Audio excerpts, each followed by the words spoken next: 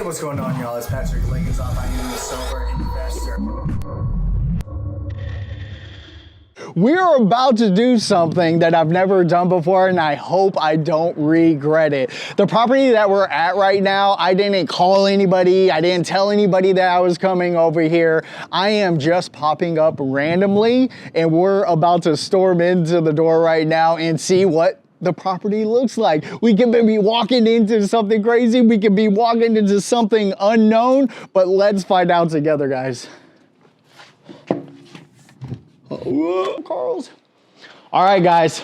So as you can see, property is there's a little clutter. It looks like somebody might have gotten kicked out and we might have to roll some stuff up or for somebody to pick up, but so far, so good. Everything looks clean. It looks like it's been mopped, swept, everything upkept. Kitchen looks clean. We'll go check out some of the rooms, but you guys, we just did that for the first time ever. And like I say on some of my videos, guys, if somebody wants to come into any one of my houses, if a landlord wants to do a surprise check, you could pick any one of my houses and they all look like this. They're all really well kept and well maintained and no surprises. So I'm glad there was no surprises for you guys, but this is what you should expect. And at each one of your properties, you can walk in anytime and it be pristine.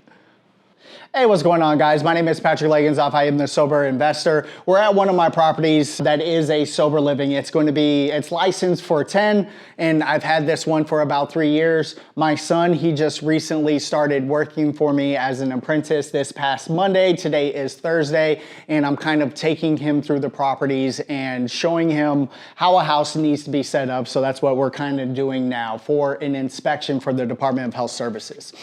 So for the Department of Health Services, when they first come in, obviously they look for your license. If you're already licensed, if you don't have a license, I just keep a picture frame up here while they're doing the license. But I have my license up here. It says for 10 residents, so we can have 10 in here. We have the fire escape plan, residents' rights, how to make a complaint, who we are as a company, our mission statement, and a contact list. That's for everybody in the house to kind of see. And you have to have something in here in case somebody wants to make a complaint against the house manager, against you, or against your company. You have to tell them where to go to complain about you, which kind of messed up, but whatever.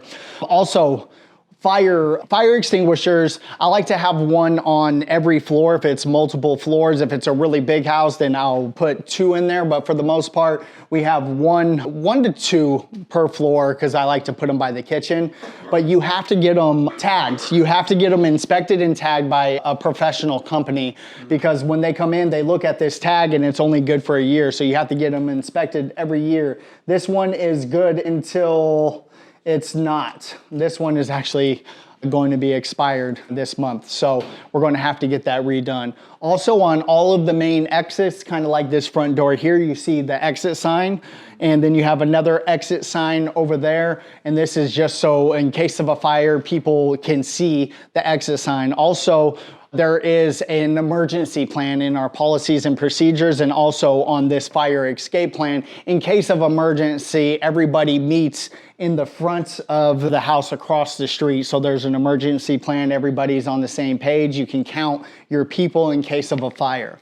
Right here, just in today's day and age, and the Department of Health Services made it a requirement for you to take people that are on methadone and Suboxone, and that is people that are trying to wean off of opiates, heroin, fentanyl, stuff like that. So this is a breakaway box. I don't want people necessarily breaking it. We have the key connected to it right here. Worst case scenario, if somebody is overdosing, this is Narcan spray. You shoot it up their nose to try to shoot them up. And then again, in our policies and procedures, there's step-by-step on what to look for, how to do it. Also, each one of my house managers, it's a requirement that they're first aid certified, that they're CPR certified, Narcan certified to become a manager. Again, we normally have the shot as well. If somebody's overdosing, there's needle. You stab it in them, shoot them, and try to bring them back to life. Also, it's a requirement for you to have an amazing first aid kit.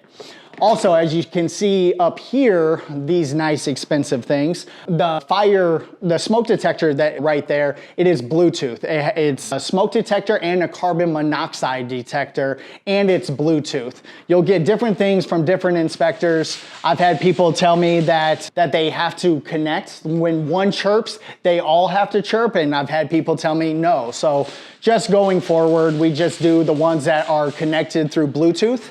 So when one goes off, the rest of them go off. For whatever reason, the city of Phoenix does not like a smoke detector in the kitchen. In my mind, that's probably where the first fire is going to start off at. But I've had people from the city of Phoenix say they do not want a smoke detector inside of the kitchen, and then the Department of Health or Services say, no, we do want one in the kitchen. So I get different things from different people. So I always have one on hand when they're doing an inspection in case they say, yeah, you need one in here. We have one in the truck, and we just put it up and say, freaking, there you go.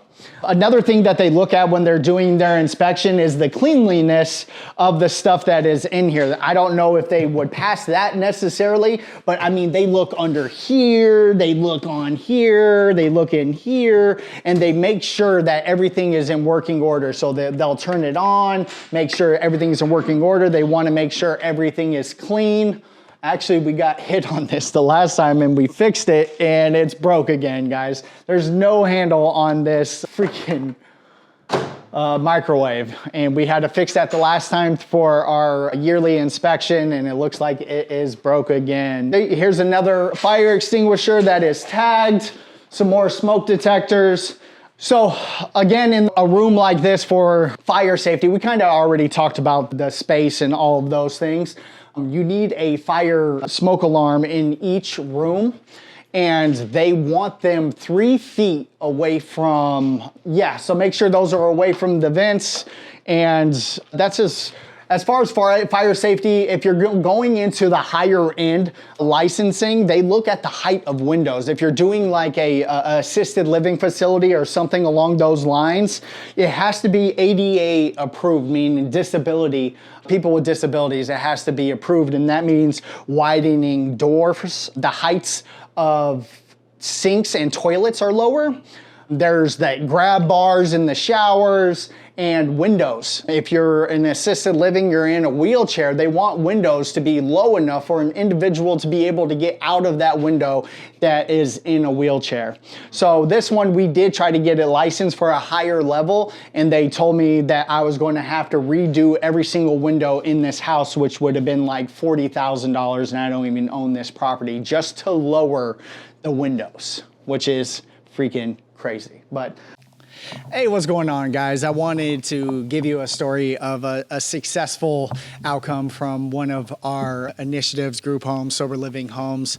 So I'm the president and founder of a nonprofit called Soul Revival, and we had a initiative, a homeless house to get the chronically homeless off of the streets. And in that house, we ended up getting 3 individuals into our program, but there was a lot that went into it that I didn't foresee. Dealing with that demographic, there was a lot harder, people who have been homeless for 5 years plus. There is a lot of different things that are needed, and the nonprofit just didn't have the financials to be able to provide like the caseworker or social worker or stuff like that. So in this house, the money and the initiative kind of ran out. So I had to go to these guys. We got 3 guys that were off of the street, and I had to break the bad news to them. I was like, look, guys, this is kind of what's going on. This is the situation. I have another house for you guys to come to, but it would be a sober living situation. And these 3 guys said, I was partnered on this one with a landlord for this nonprofit. Zach Keeps was donating this property for this initiative. They came to me and said, do you think the owner would let us rent the house and take over the lease? And I was just like, really? And they're like, yeah, man, we got a job. We helped them get jobs, all of them. We helped them with resumes. We helped them get jobs. We helped them do a lot of things, and they wanted to take over the lease. And I was like, I will definitely talk to the owner. Zach Keeps, with the big heart that he has, he's like, sure, I just want to meet him. He met him, loved him, and these guys took over the lease. This was about 1.5 years, 2 years ago. And recently I volunteer for another nonprofit where we feed the homeless in the mornings next to the homeless shelter out here. And I went there about a month ago, and I pull up and one of the gentlemen from that house was there. And I was like, oh my God, bro, this is so awesome just to see where he came from. Now he's volunteering his time. He has a job. He's in the industry. It's just an amazing, amazing thing.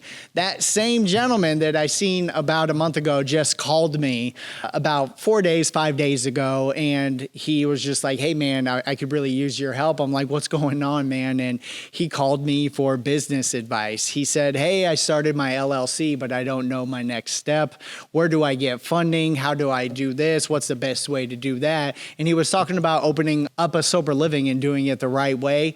And little did I know that that house that they took over, he has been using it for a sober living now for 3 months. He has, I think, 7 guys in there, all paying, working really good program, and him and his lady.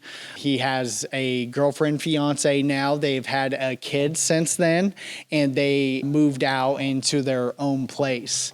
So it was so cool to be seeing where he came from and where he is at now, and the different steps where I was able to help this guy. And it's just cool to have somebody call you on business advice to open up their own home, knowing that you helped them get off of the streets, fresh out of prison, or whatever the case is. And this is what we strive to do, guys, inside of these group homes, inside of these sober livings. We don't just pack you away and just give you a roof over your head. We want you to accomplish your goals. We want you to get a better mindset, and we want you to be able to take those next steps in your journey. And so I just wanted to share that win with you, share that story with you, and there will be more to come. I have a bunch of them. Hey, what's going on, y'all? It's Patrick Legenzoff. I am a sober investor.